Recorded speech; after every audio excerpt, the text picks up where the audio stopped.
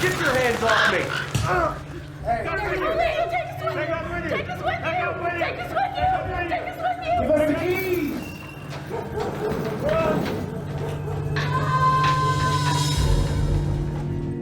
I'm really excited to be here. I brought my film Maryville Fame and created an installation around it, which is a time travel portal that allows people to slip into this moment of time of New York City in the 1800s when people were dreaming beyond what they were being offered and demanding more and creating more for each other.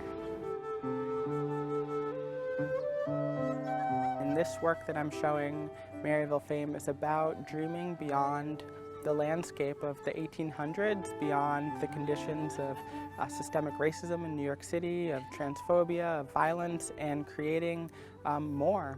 At the Biennale, I'm always so curious, like, what is the legacy of trans artists here? You know, like, what other trans artists have been part of the Biennale in the past, or, you know, who are coming in the future.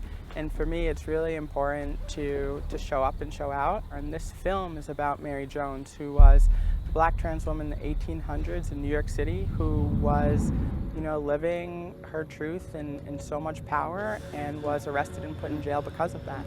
And it's also about New York City's Seneca Village, which was a free Black community where Black people came together to own land when no one was selling Black people land in the US and specifically in New York, and slavery was still legal. So it's about looking at these conditions of harshness and violence and not allowing them to dictate what we can dream about. It's really about showing the power of aesthetics, showing the depth of superficiality of how, like, something on the surface can actually be more profound than things we're told are really, really deep.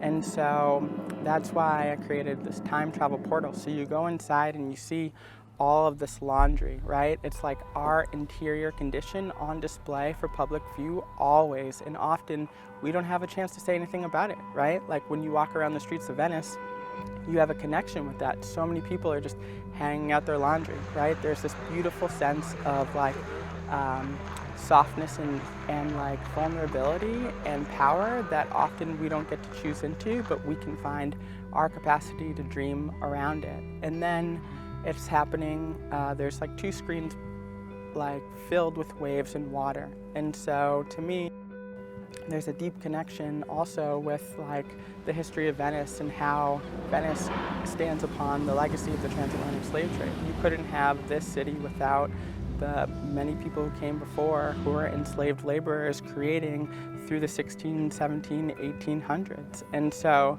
to me, it's like creating a connection with like Black diaspora wherever it can be found through water, and water not just as a symbol of like pain and suffering, but also of like transmuting, transferring that trauma into something that's really healing. And so to me, it's really about not just inviting people to step into the past through watching a film, but to be in their present because that's where it's all unfolding. It's all unfolding right now. These conditions that might have happened a long time ago are still powerfully shaping how we interact with each other, how we feel about ourselves.